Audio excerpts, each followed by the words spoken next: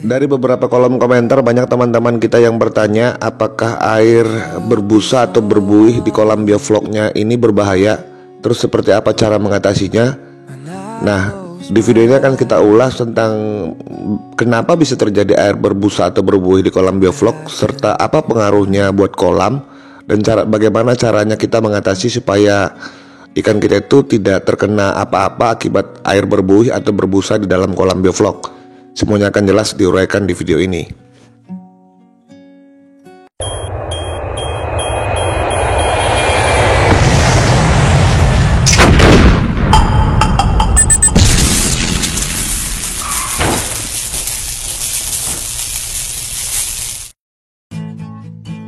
Halo kawan-kawan, jumpa kembali di channel Vlog Bang Gulo, channel yang selalu membahas tentang segala sesuatu yang berhubungan dengan budidaya ikan nila.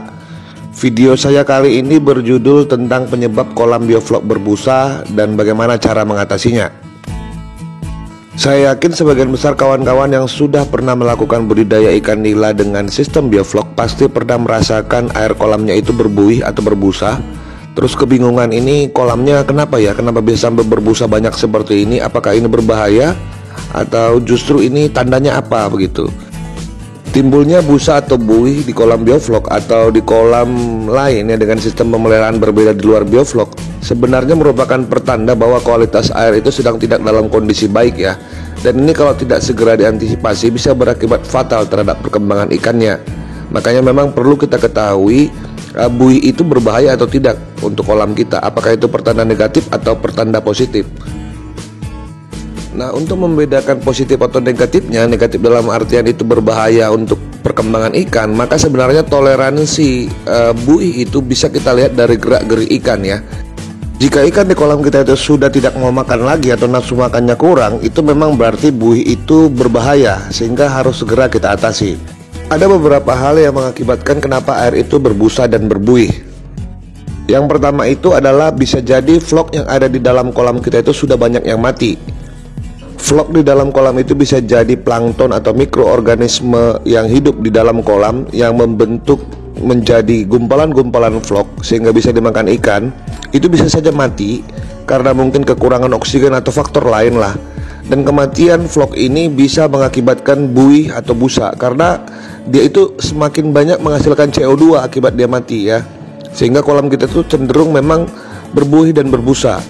Di samping itu air juga akan kelihatan lebih pekat dan sedikit berbau ya. Itu tanda-tandanya kalau vlog di kolam kita itu sudah mati.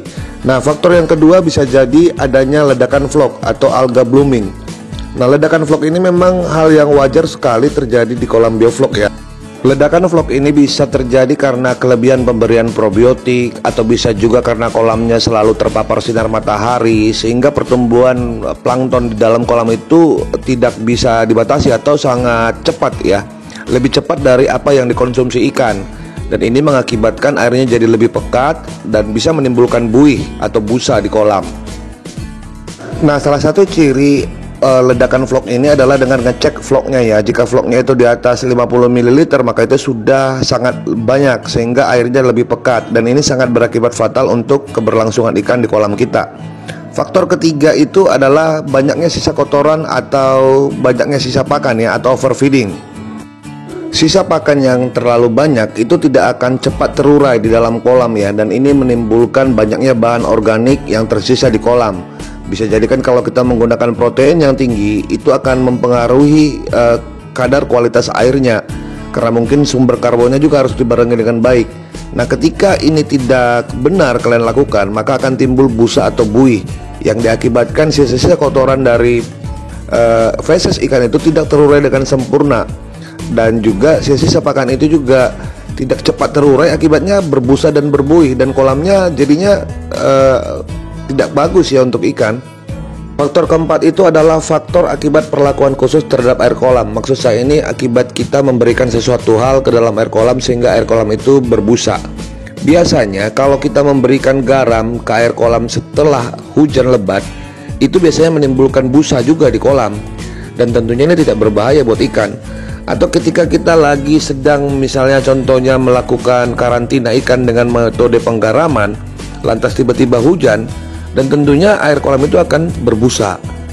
Ada faktor-faktor lain juga kenapa air kolam bisa berbusa akibat penggaraman. Contohnya, jika kalian itu menggunakan batu geolit di sistem filterisasi, biasanya ketika kalian tebarkan garam di kolam ikan kalian itu, walaupun tidak hujan, itu biasanya akan berbusa banyak ya. Dan juga bisa jadi contohnya kalian ini menggunakan air PDAM. Air PDAM ini kan harus didiamkan dulu 1 kali 24 jam sebelum digunakan di kolam ikan, atau kita bisa tambahkan anti klorin. Nah, ketika kita menambahkan anti klorin ke dalam kolam kita, terutama sistem sirkulasi ya, yang setiap harinya harus diputar atau difilter dengan batu geolit, maka airnya akan berbusa juga gitu.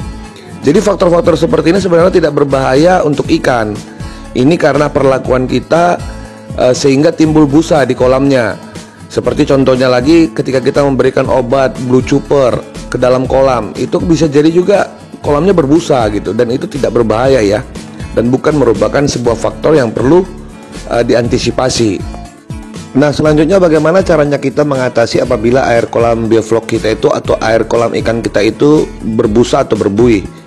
Nah, sebelum kita lanjut membahas itu, saya mau ulangi lagi kembali buat kawan-kawan yang belum subscribe dengan channel Bang Gulo ini, silahkan subscribe, terus aktifkan lonceng notifikasinya ya, serta follow saya di Instagram @channel_Bang Gulo. Terus nggak ada salahnya kalian bisa join atau gabung di channel ini karena sejuta manfaat ya, sejuta manfaat, Sheila.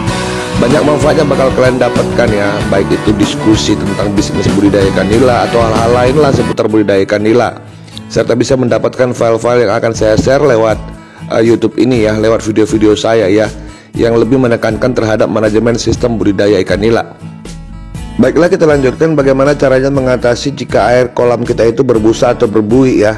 Biasanya langkah pertama yang saya lakukan itu kalau misalnya kolam saya itu berbusa dengan busa-busa atau buih-buih yang menurut saya itu mengakibatkan ikan tidak nafsu makan, maka yang saya lakukan itu yang pertama itu adalah dengan membuang airnya minimal 20% ya, atau maksimal 30%. Ini biasanya dilakukan untuk metode budidaya di luar sistem bioflok ya. Kalau kalian menggunakan sistem bioflok, maka yang kalian lakukan itu adalah masukin air baru langsung ke dalam kolam, terus biarkan nanti airnya akan meluap melalui pipa buang yang ada di luar. Biarkan saja beberapa jam ya, bisa 2 atau 3 jam untuk meresirkulasi airnya agar baik kembali atau agar bagus lagi airnya. Langkah kedua yang kita lakukan setelah air terisi ya, terisi kembali air yang baru, kemudian itu kita tambahkan probiotik. Nah, jika misalnya kalian mengurangi airnya itu kurang lebih sekitar 20%, maka tambahkan probiotik itu sesuai dengan dosisnya ya.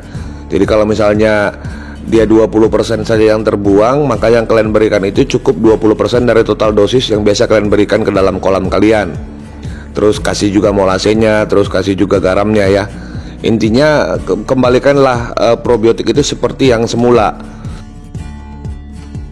Setelah itu kalian juga bisa melakukan langkah ketiga. Langkah ketiga itu dengan mempuasakan ikan. Memuasakan ikan ini maksudnya supaya ikan itu memakan flok-flok yang ada di dalam kolamnya, atau makan plankton-plankton yang ada di dalam kolam, sehingga jumlah plankton itu berkurang ya.